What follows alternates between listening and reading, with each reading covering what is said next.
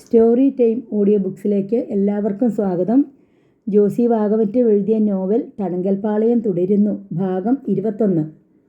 ഞരമ്പുകളിൽ ചോരയുടെ കുതിച്ചൊഴുക്ക്, ഓരോ ജീവാണുവിലും ഊർജ്ജപ്രവാഹവും പ്രസരിപ്പും. വളരെ പ്രധാനപ്പെട്ട ഒരു പ്രശ്നമുണ്ട്. സീമയുടെ സംഭാഷണം ഗൗരവത്തിലായി.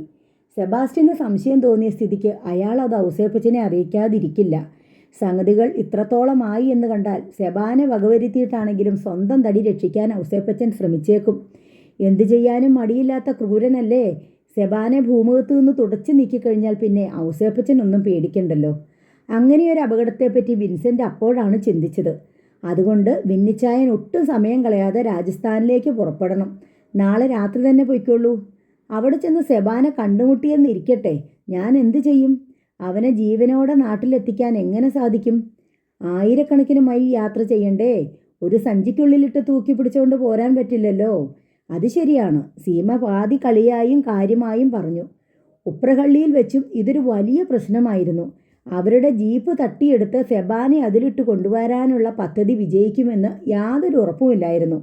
അറ്റ കൈക്ക് ആത്മഹത്യാപരമായ ഒരു തീരുമാനം ആ നേരത്തെ എടുത്തുവെന്നേയുള്ളൂ. സെബാൻ മിസ്സായത് മനസ്സിലാകുന്ന നിമിഷം തന്നെ ഓടിയാൽ അവർക്ക് അരമണിക്കൂറിനുള്ളിൽ ദൊഡലയിൽ നിന്ന് ഉപ്രഹള്ളിയിലെത്താം. പിന്നെ നാനാ ദിക്കിലേക്ക് ഫോൺ ചെയ്ത് പോലീസിനെ വിവരമറിയിച്ചാൽ പോരെ? പോലീസ് എവിടെയെങ്കിലും ഇട്ട് ജീപ്പ് സഹിതം എന്നെ പിടികൂടാനുള്ള സാധ്യതയായിരുന്നു കൂടുതൽ. സീമ വിൻസെൻറ്റിൻ്റെ മുഖത്തേക്ക് നോക്കിയിരുന്നു. മെല്ലെ തലകുലുക്കി. പിന്നെ എന്തു ചെയ്യും? ഒരു വണ്ടി വേണം. അവനെ പിടിച്ചു കെട്ടി വണ്ടിയിലിട്ട് കൊണ്ടുവന്നാൽ കേരളത്തിൽ എത്തുന്നത് വരെ ആരും അറിയരുത്.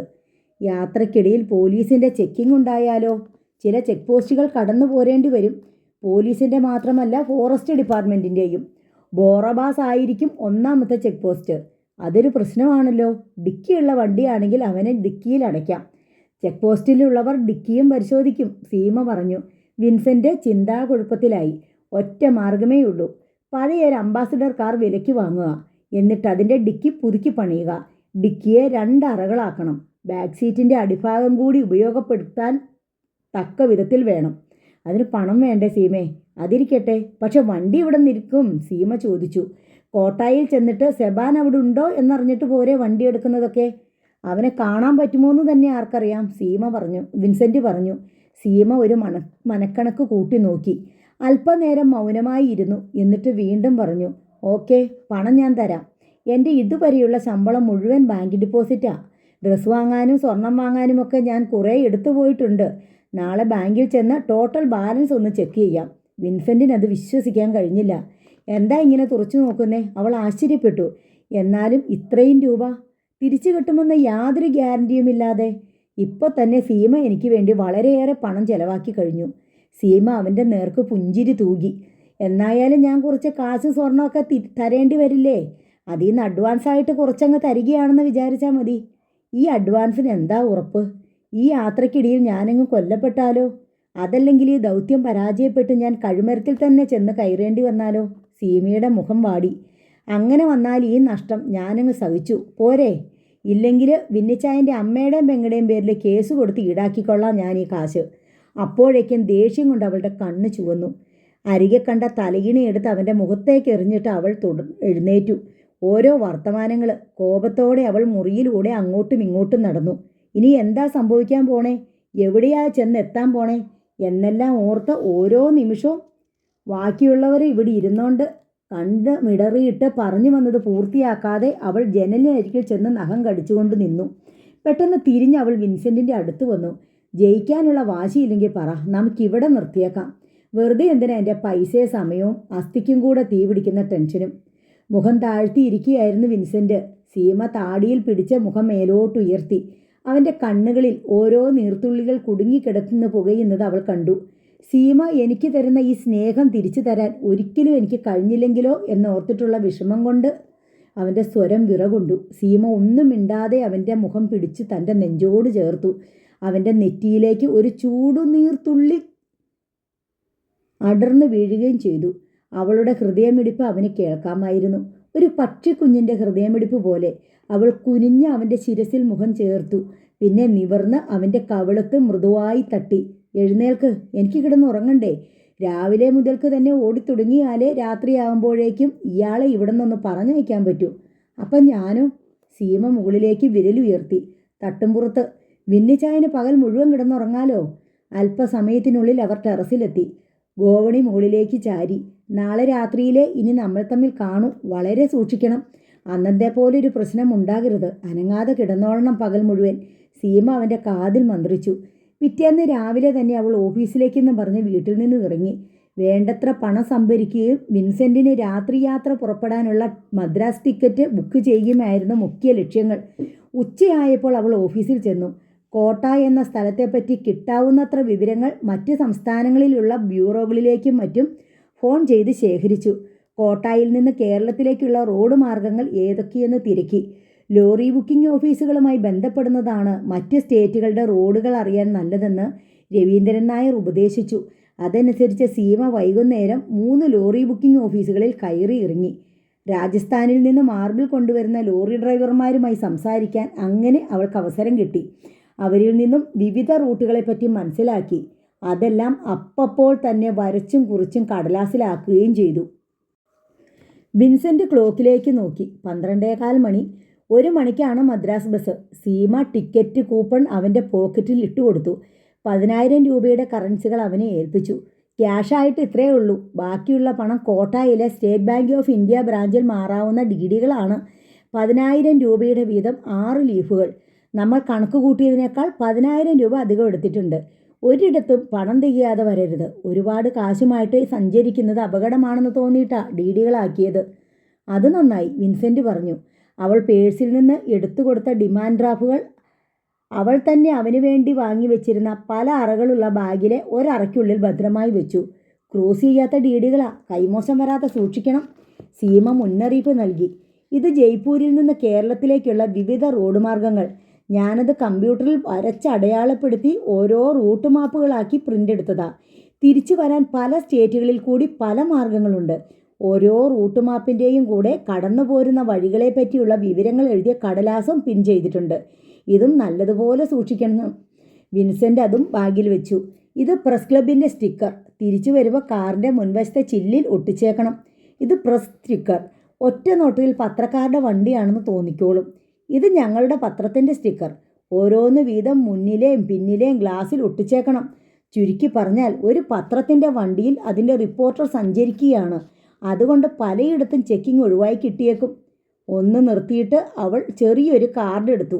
ഇത് പ്രസ് ക്ലബിൻ്റെ ഐഡൻറ്റിറ്റി കാർഡ്.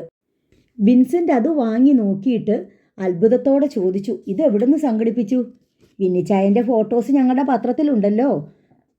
അത് സ്കാൻ ചെയ്ത് ഷേപ്പിലൊക്കെ അല്പം വ്യത്യാസം വരുത്തി. ചെറിയൊരു താടിയൊക്കെ വെച്ച് കമ്പ്യൂട്ടർ പ്രിൻ്റ് എടുത്ത് ഒരു വ്യാജ പേരും സബ് എഡിറ്റർ എന്നൊരു തസ്തികയും മറ്റു ഡീറ്റെയിൽസും എഴുതി ചേർത്തു. ടൗണിലെ ടെക്നോവിഷൻ കമ്പ്യൂട്ടർ സെൻറ്ററിൽ കൊടുത്ത് തയ്യാറാക്കിച്ചതാ. എവിടെങ്കിലും വെച്ച് ചെക്കിംഗ് ഉണ്ടായാൽ തൽക്കാലം പിടിച്ചു നിൽക്കാൻ ഒരു ഐഡൻറ്റിറ്റി വേണ്ടേ? ശ്രീനിവാസൻ. ഐഡൻറ്റിറ്റി കാർഡിലെ പേര് വിൻസെൻ്റ് വായിച്ചു. സീമ തന്നെ ആ സ്റ്റിക്കറുകളും മറ്റും അവൻ്റെ ബാഗിനുള്ളിൽ വെച്ചു. സിബു വലിച്ചിട്ടു. ബാഗ് എടുത്ത് അവൻ്റെ തോളിൽ ഇട്ട് കൊടുത്തു. ഇനി? അവൾ അങ്ങിങ്ങ് പതറി നോക്കി. ഇനി എന്താ? ഒന്നുമില്ല. അവൾ തന്നെ മറുപടിയും പറഞ്ഞു. പൊയ്ക്കോ, സമയമായി. അവളുടെ മുഖം വല്ലാതെ മുറുകിയിരുന്നു. വിൻസെൻ്റ് അവളുടെ തോളത്ത് കൈത്തലം വെച്ചു.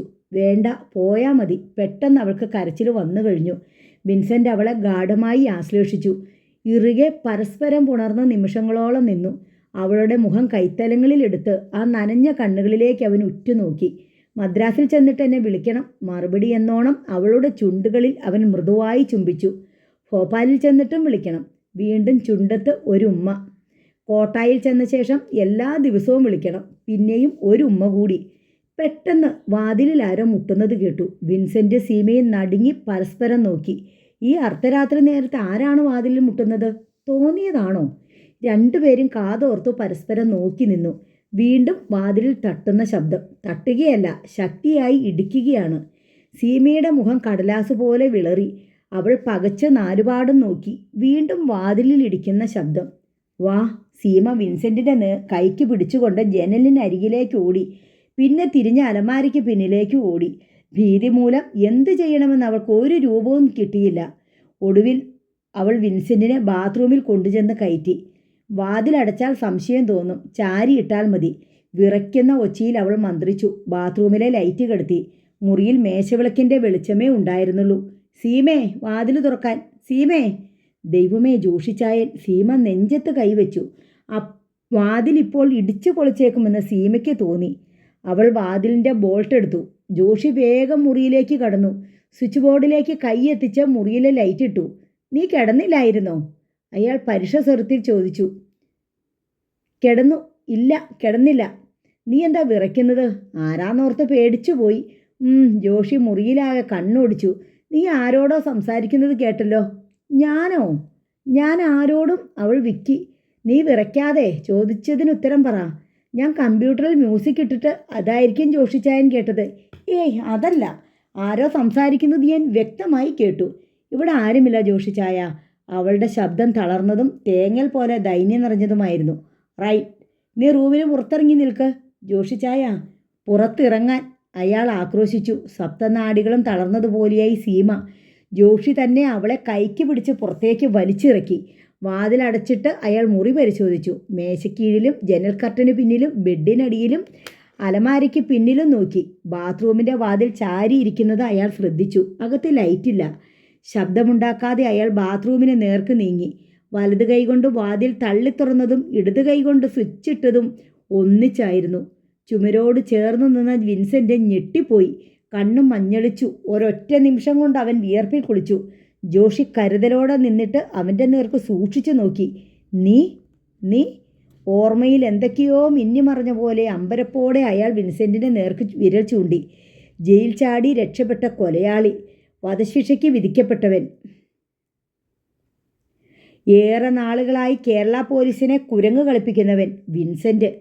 ഒരു സ്ഫോടനത്തിൻ്റെ തീ വെളിച്ചം പോലെ ആ കണ്ടെത്തൽ അയാളുടെ തലച്ചോറിൽ അഗ്നിജ്വാലകൾ പടർത്തി. കുടുങ്ങിക്കഴിഞ്ഞുവെന്ന് വിൻസെൻറ്റിന് ഉറപ്പായി.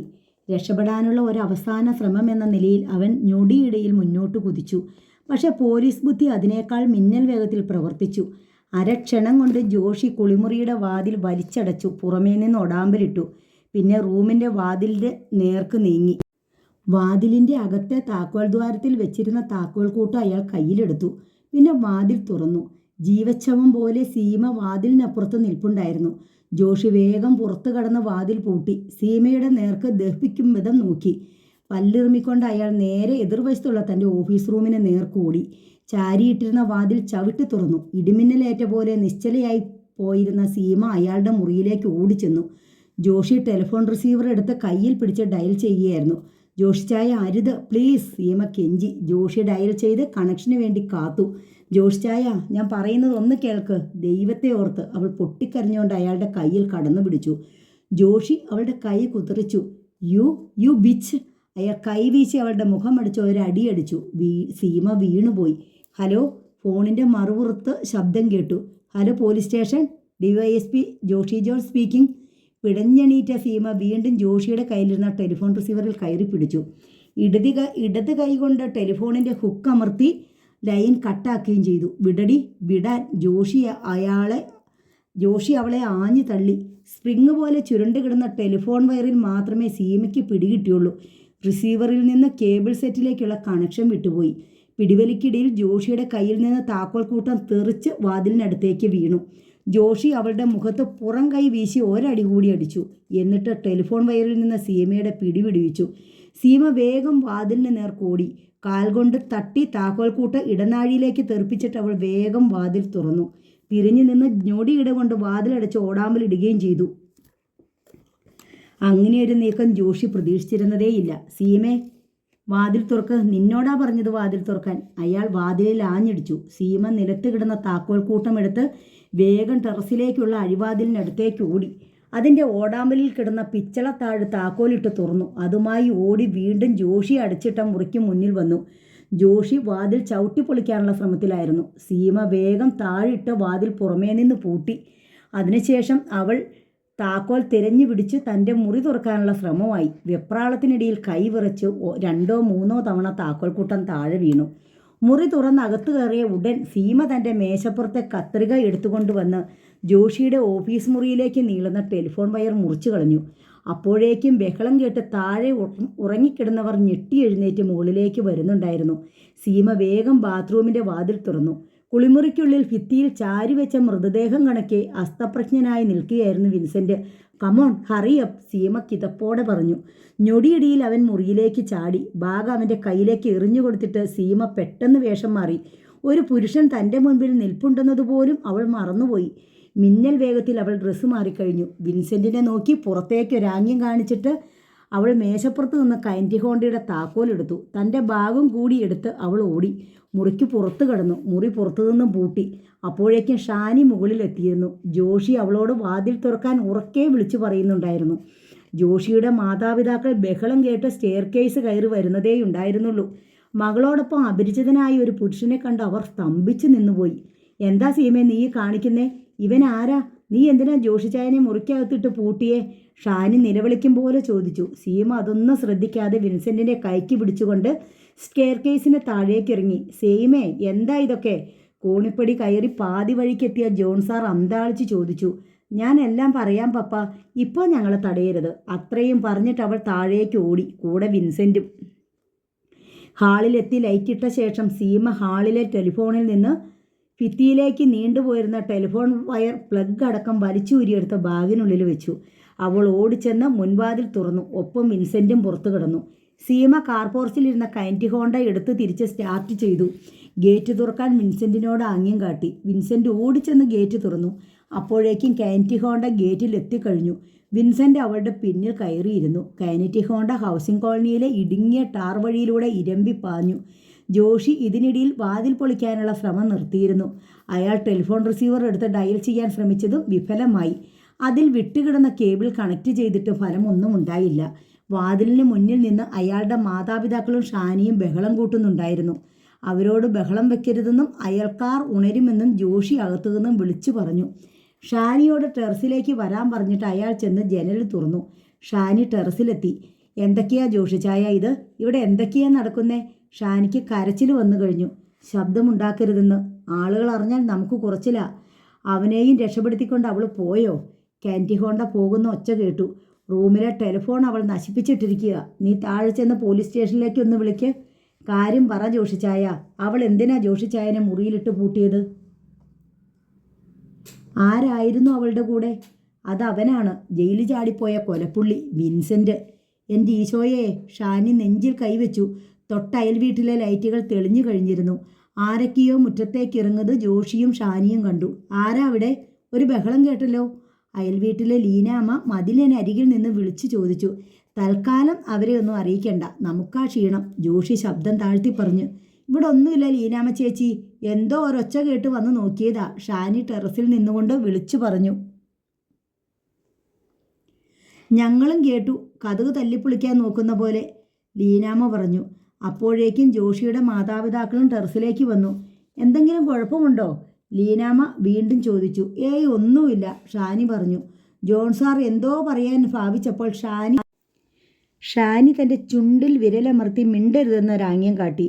അല്പനേരം സംശയിച്ച് നിന്നിട്ട് ലീനാമ്മ സിറ്റ് ഔട്ടിലേക്ക് തിരിച്ചുപോയി. നിമിഷങ്ങൾക്കകം വാതിലടയ്ക്കുന്ന ഒച്ച കേട്ടു. ആ വീട്ടിനുള്ളിലെ ലൈറ്റുകൾ അണയുകയും ചെയ്തു. എന്താ ജോഷി ഇവിടെ നടന്നേ? ജോൺ സാർ ജനലഴികളിൽ പിടിച്ചകത്തേക്ക് നോക്കിക്കൊണ്ട് ചോദിച്ചു. പപ്പ, ആ ജയിൽ ചാടിപ്പോയ കൊലപ്പുള്ളി സീമയുടെ മുറിയിലുണ്ടായിരുന്നു. ഞാൻ അവനെ പിടികൂടിയതായിരുന്നു. പക്ഷേ അവൾ അവനെ രക്ഷപ്പെടുത്തിക്കൊണ്ടുപോയി. ജോൺ സാറിന് ഒന്നും മനസ്സിലായില്ല. പോലീസ് സ്റ്റേഷനിലേക്ക് വിളിക്കട്ടെ? ഷാനി ചോദിച്ചു. ജോഷി അല്പനേരം ആലോചിച്ച് നിന്നു. അല്ലെങ്കിൽ വേണ്ട, അയാൾ പറഞ്ഞു. പോലീസ് അവരെ പിടികൂടിയാൽ നമുക്ക് തന്നെയാണ് അപമാനം. അവളാണ് അവനെ സഹായിച്ചതെന്ന് ലോകം മുഴുവൻ അറിയും. അവർ തമ്മിൽ എന്തോ കണക്ഷനുണ്ട്. പോലീസിന് അവളെ അറസ്റ്റ് ചെയ്യേണ്ടി വരും. അവളുടെ ജീവിതം പോവും. ജോഷിച്ചായൻ്റെ വാതിൽ എങ്ങനെ തുറക്കും? സഹായത്തിന് ആരെങ്കിലും വിളിക്കണ്ടേ? വേണ്ട, മറ്റെന്തെങ്കിലും വഴി നോക്കാം, ജോഷി പറഞ്ഞു. അയാൾ മുറിയിലൂടെ അങ്ങോട്ടും ഇങ്ങോട്ടും നടന്നു. കൂട്ടിലടിച്ച സിംഹത്തിൻ്റെ ക്രോധം അയാൾക്കുണ്ടായിരുന്നു. പ്രശ്നത്തിൻ്റെ നാനാവശങ്ങളും അയാൾ ആലോചിച്ചു. എടുത്തു ചാടി എന്തെങ്കിലും ചെയ്യുന്നത് ബുദ്ധിയല്ലെന്ന് അയാൾക്ക് തോന്നി. വേണമെങ്കിൽ പോലീസിൽ അറിയിച്ച് അവരെ പിടികൂടാം. പക്ഷേ തൻ്റെ പെങ്ങളുടെ ജീവിതം, മറ്റു തരത്തിലുള്ള അപമാനങ്ങൾ. DYSP ജോഷി ജോൺസിൻ്റെ വീട്ടിലാണ് ജയിൽ ചാടിയ കൊലയാളി അഭയം തേടിയത് എന്നും അവനെ ഒളിപ്പിച്ചിരുന്നത് ജോഷിയുടെ സഹോദരിയാണെന്നും പത്രങ്ങളിൽ അച്ചടിച്ചു വരുന്നത് തൻ്റെ ഔദ്യോഗിക പദവിയെയും തൻ്റെ കുടുംബത്തെയും ദോഷകരമായി ബാധിക്കുക എന്നതായിരിക്കും അന്തിമ ഫലമെന്ന് അയാൾക്ക് ഊഹിക്കാൻ കഴിഞ്ഞു. പക്ഷേ അവനെ രക്ഷപ്പെടാൻ അനുവദിച്ചുകൂടാ. ആലോചിച്ചപ്പോൾ പിന്നീടായാലും അവനെ പിടികൂടുക എളുപ്പമായിരിക്കുമെന്ന് അയാൾ കണക്കുകൂട്ടി. തൻ്റെ സഹോദരിയുടെ കൈവശമാണ് അവൻ്റെ രഹസ്യങ്ങളുടെ താക്കോൽ. അവളെക്കൊണ്ട് തന്നെ പൂട്ടു തുറപ്പിക്കാം. അവർ തമ്മിൽ എങ്ങനെ ഇതുപോലൊരു ബന്ധം സ്ഥാപിക്കപ്പെട്ടുവെന്ന് എത്ര ആലോചിച്ചിട്ടും അയാളുടെ പോലീസ് ബുദ്ധിക്കും നീതിബോധത്തിനും പിടികിട്ടിയില്ല. അവൾ ഒരു പത്രപ്രവർത്തകയാണ്. നീതി നിയമങ്ങളിലും ദൈവത്തിലും സത്യസന്ധതയിലും വിശ്വസിക്കുന്നവളാണ്. എന്നിട്ടും പോലീസ് നാടൊട്ടിക്കു തിരഞ്ഞുകൊണ്ടിരിക്കുന്ന ഒരു കൊലയാളിക്ക് അഭയം കൊടുക്കാനും അയാളെ രക്ഷിക്കാൻ സഹായിക്കാനും അവൾക്ക് എങ്ങനെ കഴിഞ്ഞു? അവനെ രക്ഷിക്കാൻ വേണ്ടി ജീവൻ കളയാൻ പോലുമുള്ള സന്നദ്ധത അല്പം മുമ്പാണല്ലോ താൻ കൺമുമ്പിൽ കണ്ടത്. ഒരു സ്വന്തം വീടോ സഹോദരനോ ഈ കുടുംബമോ സ്വന്തം ജീവിതമോ കരിയറോ ഒന്നും അവൾ ആ നിർണായക ഘട്ടത്തിൽ നോക്കിയില്ലല്ലോ. അവൻ്റെ രക്ഷ അതിനേക്കാൾ വലുതായി ഒന്നുമില്ല എന്ന മട്ടിലായിരുന്നല്ലോ അവളുടെ പ്രാണപരാക്രമം. എവിടെ വെച്ചാണ് അവർ തമ്മിലുള്ള ബന്ധം ആരംഭിച്ചത്? വധശിക്ഷയ്ക്ക് വിധിക്കപ്പെട്ട് ജയിലിൽ കിടന്ന അവനെ ഇൻ്റർവ്യൂ ചെയ്യാൻ വേണ്ടി സീമ ഒരിക്കൽ സെൻട്രൽ ജയിലിൽ പോയത് അയാൾ ഓർത്തു. അന്നു മുതൽ തുടങ്ങിയ ബന്ധമായിരിക്കാം.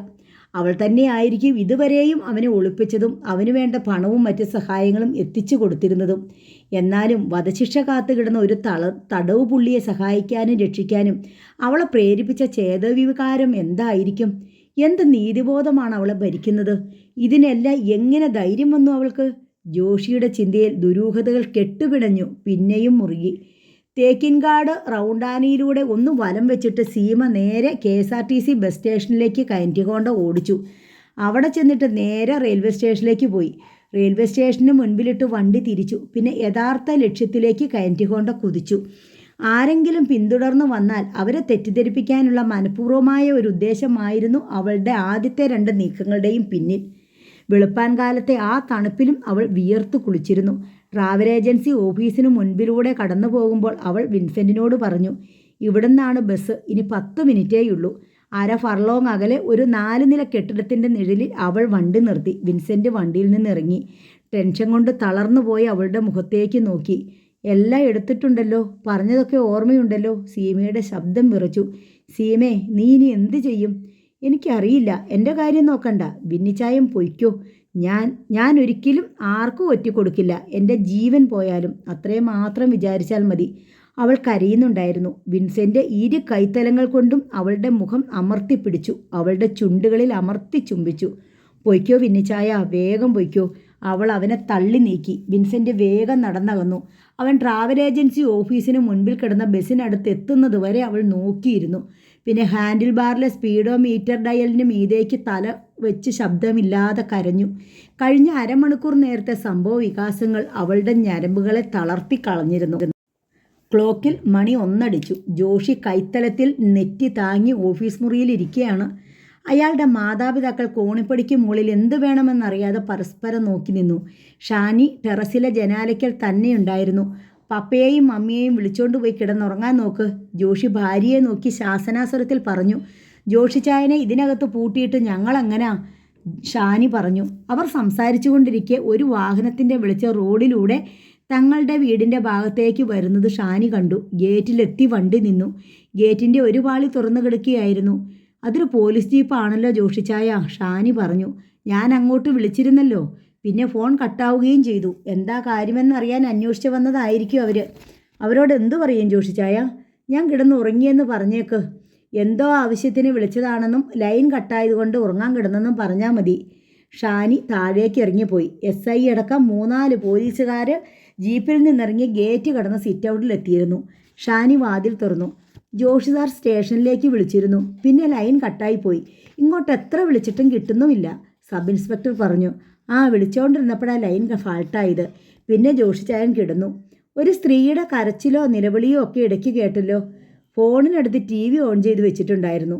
ജോഷി സാറിനെ ഒന്ന് കാണാൻ. ഇച്ചായൻ ഉറക്കം പിടിച്ചു കഴിഞ്ഞു. ഇനി നാളെ കണ്ടാൽ പോരെ? ഇൻസ്പെക്ടർ മൂളി. അയാൾക്ക് തൃപ്തിയായില്ലെന്ന് തോന്നുമായിരുന്നു. പരിസരമാകെ ഒന്ന് വീക്ഷിച്ചിട്ട് അയാൾ ഷാനിയുടെ നേർക്ക് തിരിഞ്ഞു.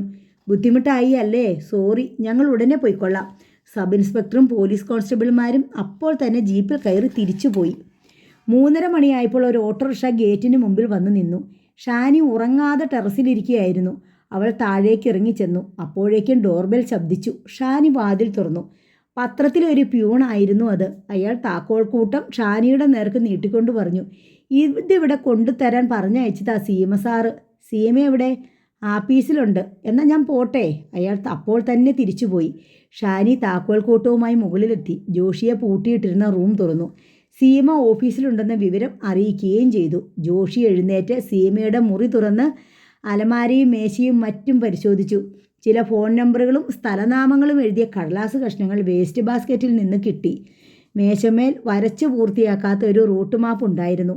അലമാരയുടെ അടിയിലത്തെ തട്ടിൽ മടക്കി വെച്ച ബെഡ്ഷീറ്റിനുള്ളിൽ നിന്ന് മുഷിഞ്ഞ ഒരു പാൻറ് ഷർട്ടും കിട്ടുകയുണ്ടായി. 3:30 മണിയോടെ മിക്കവാറും എഡിറ്റേഴ്സ് എല്ലാം ഓഫീസ് വിട്ടു പോയിക്കഴിഞ്ഞിരുന്നു. വിശാലമായ ഓഫീസ് ഹാള് അങ്ങേയറ്റം വരെ ഏറെക്കുറെ വിജനമായിരുന്നു. ഹാളിന് നടുവിലൂടെ നീണ്ടുപോകുന്ന പാസേജിന് മുകളിലുള്ള ഒരു നിര ട്യൂബുകൾ മാത്രം പ്രകാശിച്ചുകൊണ്ടിരുന്നു. ഫോട്ടോഗ്രാഫർമാരുടെ ക്യാബിനിൽ മാത്രം ആളനക്കവും വെളിച്ചവും കാണാനുണ്ടായിരുന്നു. സീമ ടേബിളിന് മീതെ തലവെച്ച് കിടക്കുകയായിരുന്നു. അടുത്തടുത്ത് വരുന്ന കാലച്ച കേട്ട് അവൾ പതുക്കെ മുഖയുയർത്തി. DYSP ജോഷി ജോൺസ് ആയിരുന്നു അത്. അയാളുടെ നിഴൽ മുന്നോട്ട് നീളുകയും നീളം കുറഞ്ഞ് പിന്നോട്ട് പോവുകയും ചെയ്തു. അയാളുടെ ഷൂസിൻ്റെ ഒച്ച മാത്രമേ ആ ഹാളിൽ കേൾക്കാനുണ്ടായിരുന്നുള്ളൂ. സീമ ഉൾക്കിടിലത്തോടെ എഴുന്നേൽക്കാൻ ശ്രമിച്ചു. അവളുടെ വലതുകാൽ മരവിച്ചു പോയിരുന്നു. ജോഷി അവളുടെ ടേബിളിന് മുമ്പിലെത്തി. സീമ തൻ്റെ ഇടതുകാലിൽ ശരീരഭാരമൂന്നി ശ്വാസം അടക്കി പിടിച്ചു നിന്നു. സീമ മുഖം ഉയർത്തിയില്ല. അതിനുള്ള ധൈര്യം അവൾക്കുണ്ടായിരുന്നില്ല. ജോഷി അവളുടെ മുഖത്തേക്ക് തന്നെ തറച്ചു നോക്കി നിമിഷങ്ങളോളം നിന്നു. സീമേ, ജോഷിയുടെ ശബ്ദം ശാന്തമായിരുന്നു. എങ്കിലും അത് ഭയാനകമാണെന്ന് അവൾക്ക് തോന്നി. സീമയുടെ നെറ്റിയിലും നാസിക തുമ്പിലും വിയർപ്പ് പൊടിഞ്ഞു. വാ, നമുക്ക് വീട്ടിലേക്ക് പോകാം, അയാൾ പറഞ്ഞു. സീമ അനങ്ങിയില്ല. ജോഷി ചായനാ നിന്നോട് പറയുന്നത്, വാ. അയാൾ അവളുടെ നേർക്ക് കൈനീട്ടി. ഇല്ല, ധൈര്യം സംഭരിച്ച് അവൾ പെട്ടെന്ന് പറഞ്ഞു. സീമേ, ജോഷിയുടെ സ്വരം തെല്ലുയർന്നു. ഇല്ല ജോഷി ചായ, എന്നെ വേണമെങ്കിൽ അറസ്റ്റ് ചെയ്തു കൊണ്ടുപോകാം, അതേ നടക്കൂ. അതിനെനിക്ക് നിൻ്റെ ഔദാര്യം വേണ്ട. ഇത്രയും സമയം കളയേണ്ട കാര്യവുമില്ലായിരുന്നു. വേണ്ടി വന്നാൽ അത് ചെയ്യാൻ എനിക്കൊരു മടിയുമില്ല. എനിക്ക് കൂടുതലൊന്നും പറയാനില്ല ജോഷി ചായ. എടീ, നിന്നോട് പെരുമാറേണ്ടത് എങ്ങനെയെന്ന് അറിയാഞ്ഞിട്ടല്ല. നീ എൻ്റെ സഹോദരിയായി പോയതുകൊണ്ട് മാത്രം ക്ഷമിച്ചതാ. നിന്നേക്കാൾ വലിയ സൂത്രശാലികളെ ഞാൻ മുയൽ കുഞ്ഞുങ്ങളെപ്പോലെ തൂക്കിയെടുത്ത് കൊണ്ടുപോയിട്ടുണ്ട്. നിന്നേക്കാൾ വാ തുറക്കാൻ മടിയുള്ള ജഗജില്ലികളെ കൊണ്ട് എനിക്ക് വേണ്ടിടത്തോളം സംസാരിപ്പിച്ചിട്ടുണ്ട് ഞാൻ. ആ എന്നോടാണോ നിൻ്റെ കളി? ജോഷി ജോൺസിൻ്റെ ക്ഷമ നശിച്ചു കഴിഞ്ഞിരുന്നു. ഇത് ഞാൻ ആദ്യം തന്നെ പ്രതീക്ഷിച്ചതാ. അതുകൊണ്ടാ വരാൻ പറ്റില്ലെന്ന് പറഞ്ഞതും. ഭയം അവളെ വിട്ടൊഴിഞ്ഞു കഴിഞ്ഞിരുന്നു. എന്തിനേയും നേരിടാമെന്ന ആത്മധൈര്യത്തോടെയാണ് അവൾ സംസാരിച്ചത്. നീ എന്താ ചെയ്തതെന്ന് നിനക്കറിയാമോ സീമേ? തടവ് ചാടി നടക്കുന്ന ഒരു ജയിൽ പുള്ളിക്ക് നീ ഒളിവിൽ താമസിക്കാൻ സൗകര്യം ചെയ്തു കൊടുത്തു. അതും ഒരു പോലീസ് ഉദ്യോഗസ്ഥനായ എൻ്റെ വീട്ടിൽ. അയാൾക്ക് വേണ്ടുന്ന സഹായങ്ങളെല്ലാം നീ തന്നെയാണ് ചെയ്തു കൊടുത്തതെന്നാണ് എൻ്റെ ഊഹം. രാത്രി ടെറസിന് മുകളിൽ ആരെയോ കണ്ടെന്ന് പറഞ്ഞ ദാമോദരൻ മാഷ് വന്നപ്പോഴും അവൻ നമ്മുടെ വീട്ടിലുണ്ടായിരുന്നു, ഇല്ലേ? സീമ ഒന്നും മിണ്ടിയില്ല. ഉത്തരവാദിത്തമുള്ള ഒരു പോലീസ് ഉദ്യോഗസ്ഥൻ എന്ന നിലയിൽ ഞാൻ എന്താ ചെയ്യേണ്ടതെന്ന് നിനക്കറിയാമോ? നിന്നെ അറസ്റ്റ് ചെയ്ത് ലോക്കപ്പിൽ അടച്ച് ചോദ്യം ചെയ്യുക. നിന്റെ പേരിൽ കേസെടുത്ത് പരമാവധി ശിക്ഷ തന്നെ നിനക്ക് വാങ്ങിത്തരിക. ഞാനത് ചെയ്താൽ പിന്നെ നിനക്ക് ജീവിതമില്ല. ഞാൻ ആദ്യമേ പറഞ്ഞല്ലോ ജോഷിച്ചായ, എന്നെ അറസ്റ്റ് ചെയ്തു കൊണ്ടുപോയിക്കോ. പക്ഷേ വിൻസെൻറ്റിനെ പറ്റി എൻ്റെ നാവീന്ന് എന്തെങ്കിലും വീണ് കിട്ടുമെന്ന് കരുതണ്ട. എൻ്റെ ജീവൻ പോയാലും ശരി. നിന്നോട് വീട്ടിലേക്ക് വരാൻ മാത്രമേ ഞാൻ ആവശ്യപ്പെടുന്നുള്ളൂ. നമുക്ക് അവിടെ ചെന്നിരുന്ന് സംസാരിക്കാം. എനിക്ക് സംസാരിക്കാനൊന്നുമില്ല ജോഷിച്ചായ. മാത്രമല്ല, എനിക്ക് കുറച്ച് ജോലി കൂടി ബാക്കിയുണ്ട്. അത് കഴിഞ്ഞേ ഞാൻ വീട്ടിലേക്ക് വരൂ. അല്ലെങ്കിൽ നേരത്തെ പറഞ്ഞ പോലെ എന്നെ അറസ്റ്റ് ചെയ്ത്. ഫോട്ടോഗ്രാഫർ പ്രദീപ് പാസേജിലൂടെ വരുന്നുണ്ടായിരുന്നു. അയാൾ വരുന്നത് കണ്ട് സീമ സംഭാഷണം നിർത്തി. പ്രദീപ് സീമയുടെ ക്യൂബിക്കിളിന് മുന്നിലെത്തി. സീമ ഇതുവരെ വീട്ടിൽ പോയില്ലേ? അയാൾ ചോദിച്ചു. കുറച്ച് വർക്കുണ്ടായിരുന്നു, സീമ പറഞ്ഞു. ഇന്ന് പകലൊന്നും കണ്ടില്ലല്ലോ, നൈറ്റ് ഷിഫ്റ്റിലും കണ്ടില്ല. വന്നപ്പോൾ കുറേ വൈകി. ഹലോ, പ്രദീപ് ജോഷിയെ നോക്കി ഉപചാരം പറഞ്ഞു. അവർ തമ്മിൽ നേരിയ മുൻപരിചയമുണ്ടായിരുന്നു. ഹലോ, ജോഷിയും പ്രതിവചിച്ചു. പെങ്ങളെ കാണാൻ ഞാൻ അന്വേഷിച്ച് വന്നതായിരിക്കില്ലേ? പ്രദീപ് പ്രധാന പാസേജിനെ ക്രോസ് ചെയ്തു പോകുന്ന ഇടനാഴിയിലൂടെ കെട്ടിടത്തിൻ്റെ ലിഫ്റ്റ് ടവറിലേക്ക് നടന്നുപോയി. നീ ഇപ്പോൾ വീട്ടിലേക്ക് വരുന്നില്ല? ജോഷി വീണ്ടും ചോദിച്ചു. ഇല്ല, വീട്ടിലെല്ലാവരും ഭയങ്കര ടെൻഷനിലിരിക്കുകയാണ്. നീയുണ്ടാക്കിയ കോലാഹലം അത്രയ്ക്കുണ്ടല്ലോ. ജോഷി ചായ വിചാരിച്ചാൽ അവരെ സമാധാനിപ്പിക്കാൻ പറ്റും. നീ എപ്പോൾ വരുമെന്ന് പറയണം ഞാൻ? എൻ്റെ ജോലി തീർന്നാലുടൻ. ജോഷി അവളുടെ മുഖത്തേക്ക് തന്നെ തുറച്ചു നോക്കി ഏതാനും നിമിഷം അവിടെ നിന്നു. സീമ ഉടനെ എന്തായാലും വീട്ടിലേക്ക് വരില്ലെന്ന് അയാൾക്ക് ഉറപ്പായി. കർത്തവ്യബോധം ജോഷി ജോൺസിനെ അലട്ടുന്നുണ്ടായിരുന്നു. എങ്കിലും താൻ നിസ്സഹായനാണെന്ന് അയാൾ കണ്ടു. കടുപ്പിച്ചൊരു തീരുമാനം എടുക്കുന്നത് വലിയ പ്രത്യാഘാതങ്ങൾ ഉണ്ടാക്കും. എന്തു ചെയ്യണമെന്ന് അയാൾക്ക് ഒരു ഊഹവും കിട്ടിയില്ല. ഇതിൻ്റെ ശിക്ഷ എന്തായാലും നിനക്ക് കിട്ടാതിരിക്കില്ല, മുന്നറിയിപ്പ് എന്നോണം അയാൾ പറഞ്ഞു. ഞാനത് ഏറ്റുവാങ്ങാൻ തയ്യാറുമാണ്. Okay, see you. Joshi Johns തിരിഞ്ഞു നടന്നു. സീമ തളർന്ന് കസേരയിലേക്ക് വീണു. കരച്ചിൽ തൊണ്ടയിൽ വന്ന് കുരുങ്ങിക്കഴിഞ്ഞു. അവൾ മേശപ്പുറത്തേക്ക് തല വെച്ച് കിടന്നു. ജോഷി ജോൺസ് വീട്ടിൽ മടങ്ങിയെത്തിയപ്പോൾ കുടുംബാംഗങ്ങൾ ഉറക്കം വിളിച്ച് കാത്തിരിക്കുകയായിരുന്നു. സീമ എവിടെ? ജോൺ സാറ് ചോദിച്ചു. അവൾ പത്രമോഫീസിലുണ്ട്. ക്ഷീണിച്ച സ്വരത്തിൽ ജോഷി പറഞ്ഞു. നീ എന്താ വിളിച്ചുകൊണ്ട് പോരാഞ്ഞത്? അവൾ വരില്ല. വേണമെങ്കിൽ അറസ്റ്റ് ചെയ്തുകൊണ്ട് പൊയ്ക്കൊള്ളാൻ. അതൊരു പത്രമോഫീസല്ലേ. എനിക്ക് എന്ത് ചെയ്യാനൊക്കും? ഇനി എന്ത് ചെയ്യും മോനെ? ജോൺ സാർ പരിഭ്രമിച്ചു. ഞാനിത് പോലീസ് മുറിയിൽ തന്നെ കൈകാര്യം ചെയ്താലോ എന്ന് ആലോചിക്കുക. വേണ്ട, ഈ കുടുംബത്തെ ഓർക്കണ്ടേ, അവളുടെ ഭാവിയെപ്പറ്റി ഓർക്കണ്ടേ. എന്നായാലും ഇത് പുറത്തു വരും പപ്പാ. അവനെ എന്നെങ്കിലും പോലീസ് പിടികൂടാതിരിക്കില്ല. അന്ന് അവൾക്ക് അതിലുള്ള പങ്ക് തെളിയും. എല്ലാം അറിഞ്ഞിട്ടും പെങ്ങൾക്ക് കൂട്ടുനിന്നുവെന്ന കുറ്റപ്പെടുത്തൽ ഞാൻ കേൾക്കേണ്ടി വരികയും ചെയ്യും. എൻ്റെ ഔദ്യോഗിക ജീവിതത്തെ തന്നെ അത് ബാധിക്കും. അവളും രക്ഷപ്പെടില്ല. നല്ലവണ്ണം ആലോചിച്ചിട്ടേ എന്തും ചെയ്യാവൂ. ജോൺ സാർ അസ്വസ്ഥനായി ഹാളിലൂടെ നടന്നു. നേരം പുലരുന്നതുവരെ സീമ പത്രമോഫീസിൽ തന്നെ ഇരുന്നു. പ്രഭാതമായപ്പോൾ അവൾ സഹപ്രവർത്തകയായ നീരജ് താമസിക്കുന്ന ഫ്ലാറ്റിലേക്ക് പോയി. പകൽ മുഴുവൻ സീമ അവിടെ തന്നെ കഴിച്ചുകൂട്ടി. വൈകുന്നേരം സീമയ്ക്ക് വിൻസെൻറ്റിൻ്റെ ഫോൺ കോൾ കിട്ടി. മദ്രാസിലെത്തിയെന്നും ഉടൻ ഭോപ്പാലിലേക്ക് തിരിക്കുന്നുവെന്നുമായിരുന്നു സന്ദേശം. ഇവിടെ കുഴപ്പമൊന്നുമില്ലെന്നും താൻ സുഖമായിരിക്കുന്നുവെന്ന് സീമ വിൻസെൻറ്റിനെ അറിയിച്ചു. രാത്രിയായപ്പോൾ സീമ പത്രമോഫീസിലേക്ക് പോയി. പകൽ പലതവണ വീട്ടിൽ നിന്ന് വിളിച്ചിരുന്നതായി സബ് എഡിറ്റർ വിനോദ് അവളെ അറിയിച്ചു. 1 മണി കഴിഞ്ഞപ്പോൾ വീണ്ടും വീട്ടിൽ നിന്ന് സീമയ്ക്ക് ഫോൺ കോൾ വന്നു. ജോൺ സാറാണ് വിളിച്ചത്. നീ പകലെവിടെയായിരുന്നു? അയാൾ സൗമ്യനായി ചോദിച്ചു. നീരജയുടെ ഫ്ലാറ്റിൽ. വീട്ടിലേക്ക് വരാത്തതെന്താ? കുറച്ച് ജോലി തീരാനുണ്ട്. ഇവിടെ ഉള്ളവരുടെ വിഷമം നീ അറിയുന്നുണ്ടോ? എനിക്ക് എല്ലാവരുടെയും വിഷമം അറിയാം പപ്പാ. നീ എപ്പോഴാണ് വരുന്നത്? ജോഷ് ചായരോട് ഞാൻ എല്ലാം പറഞ്ഞിട്ടുണ്ട്. സീമ ഫോൺ വെച്ചു. രാത്രി 2 മണിക്ക് അവൾ നീരജയുടെ ഫ്ലാറ്റിൽ ചെന്ന് കിടന്നു. പിറ്റേന്ന് രാവിലെ അവൾക്ക് വീണ്ടും വിൻസെൻറ്റിൻ്റെ ഫോൺ സന്ദേശം കിട്ടി. വിൻസെൻറ്റ് ഭോപ്പാലിൽ എത്തിച്ചേർന്നു എന്നറിയിക്കാനുള്ള വിളിയായിരുന്നു അത്. ഇനി കോട്ടായിലേക്ക്. ഉച്ചയായപ്പോൾ ജോൺ സാർ സീമയെ അന്വേഷിച്ച് നീരജയുടെ ഫ്ലാറ്റിലെത്തി. ഞാൻ നിന്നെ കൂട്ടിക്കൊണ്ടു പോകാൻ വന്നതാണ്. ഇന്ന് എനിക്ക് വരാൻ പറ്റില്ലല്ലോ പപ്പാ. നാളെ ഞാൻ എത്തിയേക്കാം. വീട്ടിൽ നിന്നും മാറി നിന്നാൽ അവൻ്റെ കയ്യിൽ നിന്ന് രക്ഷപ്പെടാമെന്ന് നീ കരുതുന്നുണ്ടോ? ജോൺ സാറിൻ്റെ ഒച്ച കനത്തു. ഇല്ല പപ്പാ, നാളെ ഞാൻ വന്ന് കീഴടങ്ങിക്കൊള്ളാമെന്ന് ജോഷിച്ചായനോട് പറയണം. നീ എത്ര വലിയൊരു പാതകമാണ് ചെയ്തിരിക്കുന്നതെന്ന് വല്ല ഊഹവുമുണ്ടോ നിനക്ക്? നിനക്കെതിരെ ഒരു കേസുണ്ടായാൽ എത്ര വർഷം നീ ജയിലിൽ കിടക്കേണ്ടി വരും? നിൻ്റെ ജോലി, കരിയർ, ഭാവി ജീവിതം ഒന്നും ഓർക്കാതെയാണോ നീ ഈ വിഡ്ഢിത്തം കാട്ടിയത്? നീ ഒരു ജേർണലിസ്റ്റ് അല്ലേ? രാജ്യത്തോടും ജനങ്ങളോടും ഏറെ ഉത്തരവാദിത്തമുള്ളവൾ. ഞാൻ ഒരു തെറ്റും ചെയ്തിട്ടില്ല പപ്പാ. അത്രമാത്രമേ എനിക്കിപ്പോൾ പറയാൻ കഴിയൂ. ചിലപ്പോൾ എൻ്റെ സത്യം ആർക്കും ഒരിക്കലും മനസ്സിലായില്ലെന്ന് വരാം. എന്നാലും സങ്കടമില്ല. പക്ഷേ സത്യം വെളിച്ചത്ത് വന്നാൽ ഞാൻ ഈ ചെയ്തതിൽ ഏറ്റവും അധികം സന്തോഷിക്കുന്നതും പപ്പ തന്നെയായിരിക്കും. ജോൺ സാർ മകളെ തന്നെ നോക്കി അല്പനേരം നിന്നു. അവൾ പറയുന്നതിൽ എന്തെങ്കിലും അർത്ഥമുണ്ടായിരിക്കുമെന്ന് അയാൾക്ക് തോന്നി. മമ്മി നിൻ്റെ കാര്യമോർത്ത് വിഷമിച്ചിരിക്കുക. പപ്പ മമ്മിയെ സമാധാനിപ്പിക്കണം. ജോൺ സാർ മടങ്ങിപ്പോയി. അടുത്ത നാൾ വൈകുന്നേരം സീമയ്ക്ക് വിൻസെൻറ്റിൻ്റെ ഫോൺ കോൾ കിട്ടി. കോട്ടായിൽ നിന്നാണ് ഞാൻ വിളിക്കുന്നത്. നീ എവിടെയാണ് സീമേ? എന്താണ് നിൻ്റെ അവസ്ഥ? കഴിഞ്ഞ ദിവസങ്ങളിലെല്ലാം നിന്നെ ഓർത്താണ് ഞാൻ വിഷമിച്ചത്. അവളൊരു കോരിത്തെരിപ്പോടെ അവൻ്റെ സ്വരം കേട്ടുകൊണ്ടിരുന്നു. 6 മണിയായപ്പോൾ ജോഷി അവളെ കാണാനായി ഫ്ലാറ്റിലെത്തി. ഇന്ന് നീ വീട്ടിലേക്ക് വരുന്നുണ്ടെന്ന് പപ്പ പറഞ്ഞു. ഇതുവരെ നിന്നെ കാത്തിരിക്കുകയായിരുന്നു ഞങ്ങൾ. ജോഷി ഒട്ടും മയമില്ലാതെയാണ് സംസാരിച്ചത്. നീരജ ഓഫീസിൽ നിന്ന് തിരിച്ചു വന്നിട്ട് പോരാമെന്ന് കരുതി. ഇനി എനിക്ക് ക്ഷമയില്ല, അയാൾ പറഞ്ഞു. ശരി, ഞാൻ അരമണിക്കൂറിനകം എത്തിക്കോളാം, സീമ പറഞ്ഞു. ശരി. ജോഷി അപ്പോൾ തന്നെ പോയി. സീമ ഫ്ലാറ്റ് പൂട്ടി ഇറങ്ങി. പത്രമോഫീസിൽ ചെന്ന് താക്കോൽ നീരജയെ ഏൽപ്പിച്ചു. കാൻറ്റി ഹോണ്ട ഓടിച്ച് അവൾ വീട്ടിലെത്തുമ്പോൾ കുടുംബാംഗങ്ങളെല്ലാം ഹാളിൽ സംസാരിച്ചിരിപ്പുണ്ടായിരുന്നു. സീമ ആരെയും ശ്രദ്ധിക്കാതെ സ്റ്റെയർ കേസ് കയറി തൻ്റെ മുറിയിലേക്ക് പോയി. അല്പം കഴിഞ്ഞപ്പോൾ ഷാനി മുറിയിലേക്ക് വന്നു. നിനക്ക് വല്ലതും കഴിക്കണമെങ്കിൽ താഴേക്ക് വരാൻ പറഞ്ഞു. ഷാനി അറിയിച്ചു. എനിക്കൊന്നും വേണ്ട. 2-3 ദിവസം കൊണ്ട് നീ അങ്ങ് പകുതിയായി പോയല്ലോ. അത്രയ്ക്ക് ടെൻഷനുണ്ടായിരുന്നു, സീമ പറഞ്ഞു. ഷാനി താഴേക്ക് പോയി. 7:30 മണിയായപ്പോൾ ജോഷി അവളുടെ മുറിയിലേക്ക് വന്നു. അവനിപ്പോൾ എവിടെയുണ്ട്? മുഖവരിയൊന്നും കൂടാതെ അയാൾ ചോദിച്ചു. അതുമാത്രം ജോഷിച്ചായൻ എന്നോട് ചോദിക്കരുത്, ഞാൻ പറയില്ല. നിന്നെക്കൊണ്ട് ഞാൻ പറയിക്കും.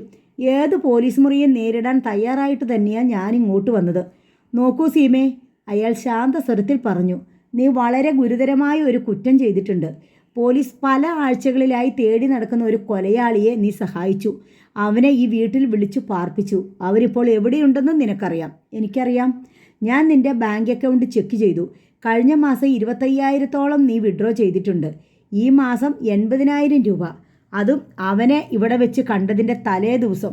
ഈ പണമെല്ലാം നീ എന്തു ചെയ്യുകയായിരുന്നു? വിൻസെൻറ്റിനെ സഹായിക്കാൻ വേണ്ടി ഞാനത് ചെലവാക്കി. നീ എങ്ങനെയൊക്കെയാണ് അവനെ സഹായിച്ചതെന്ന് അറിഞ്ഞാൽ കൊള്ളാം. എൻ്റെ കുറ്റസമ്മതം കൊണ്ട് ജോഷിച്ചായന് തൃപ്തിയാവുമെങ്കിൽ പറയാം. വിൻസെൻറ്റിനെ ജയിൽ ചാടാനുള്ള സഹായം ചെയ്തു കൊടുത്തത് ഞാനാണ്. അതിനുശേഷം പലവട്ടം വിൻസെൻ്റ് ഇവിടെ വന്നിട്ടുണ്ട്. അപ്പോഴെല്ലാം ഞാൻ പണവും വസ്ത്രങ്ങളും ആഹാരവും കൊടുത്ത് സഹായിച്ചു.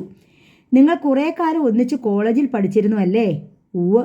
അയാളെ സഹായിക്കാൻ നിന്നെ പ്രേരിപ്പിച്ച സംഗതി എന്തെന്നറിഞ്ഞാൽ കൊള്ളാം. മറ്റൊന്നുമല്ല, വിൻസെൻ്റ് നിരപരാധിയാണെന്ന അറിവ്. ഉറ്റ സുഹൃത്തിനെ കാറിലിട്ട് പെട്രോൾ ഒഴിച്ച് കത്തിച്ച് കളഞ്ഞ അവൻ നിരപരാധിയാണെന്നോ? ജോഷി പരിഹസിച്ച് ചിരിച്ചു. കൊലപാതകിയാണെന്ന് വ്യക്തമായി തെളിഞ്ഞിട്ട് സെഷൻസ് കോടതി അയാൾക്ക് വധശിക്ഷയാണ് വിധിച്ചത്. ഹൈക്കോടതി അത് ശരിവെക്കുകയും ചെയ്തു. കോടതിക്കും പോലീസിനും ഒന്നും അയാളുടെ നിരപരാധിത്വം ബോധ്യമായില്ല. എന്നിട്ടും നിനക്ക് മാത്രം അവൻ നിരപരാധി. നിന്റെ കണ്ണിൽ അവൻ എന്ത് പൊടിയായിട്ടത്? നിന്റെ ബുദ്ധിയിൽ അവൻ എന്ത് മയക്കുമരുന്നാണ് കുത്തിവെച്ചത്? എനിക്ക് പൂർണ്ണ ബോധ്യമുള്ള കാര്യമാണ് ഞാൻ പറഞ്ഞത്. ജോഷിച്ചായനെ പോലെ ആദ്യം ഞാനും സംശയിച്ചു. പിന്നെ അവനെപ്പറ്റി ഫീച്ചർ എഴുതാൻ 2 തവണ പോയി. ഇൻ്റർവ്യൂ ചെയ്തപ്പോൾ അവൻ്റെ മുതലക്കണ്ണീരും കള്ളക്കഥയും നിൻ്റെ മനസ്സലിയിച്ചു. അതല്ലേ സത്യം? കൂട്ടത്തിൽ പഴയ സഹപാഠിയാണല്ലോ എന്ന് ഓർത്തിട്ടുള്ള സെൻറ്റിമെൻസും. ജോഷിച്ചായനോട് ഇനി എനിക്കൊന്നും പറയാനില്ല. സീമ വായ അടച്ചു വെച്ചു.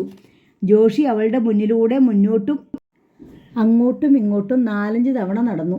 ശരി, നിനക്ക് അങ്ങനെ അയാൾ നിരപരാധിയാണെന്ന് ബോധ്യപ്പെട്ടു.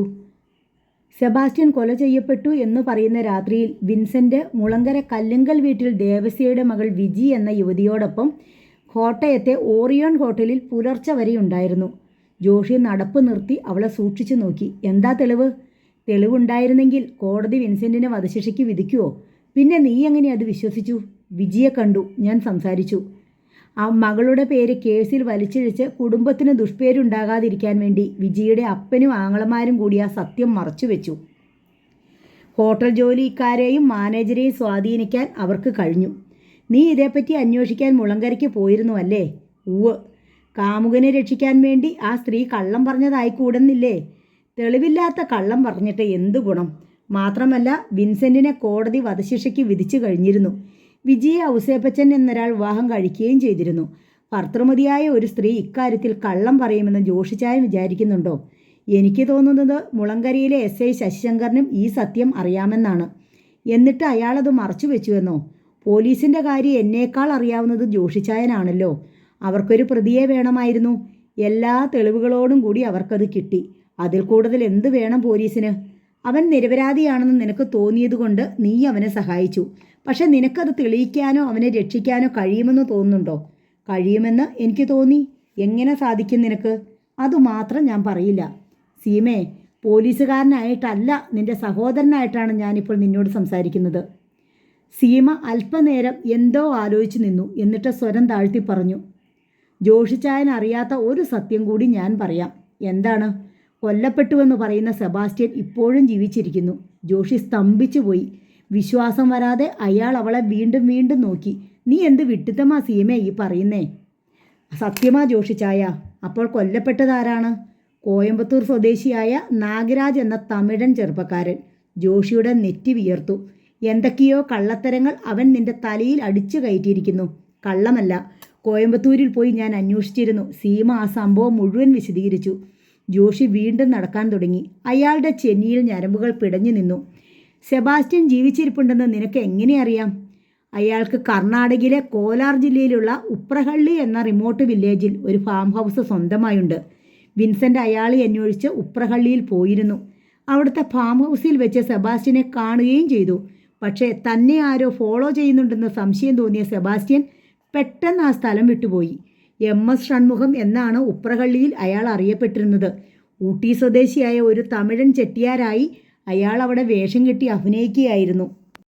നോ നോ നോ, ജോഷി തല കുടഞ്ഞു. ജോഷിച്ചായനെന്നല്ല ആർക്കും വിശ്വാസം വരില്ല. പക്ഷേ ഞാൻ പറഞ്ഞത് അത്രയും സത്യമാണ്.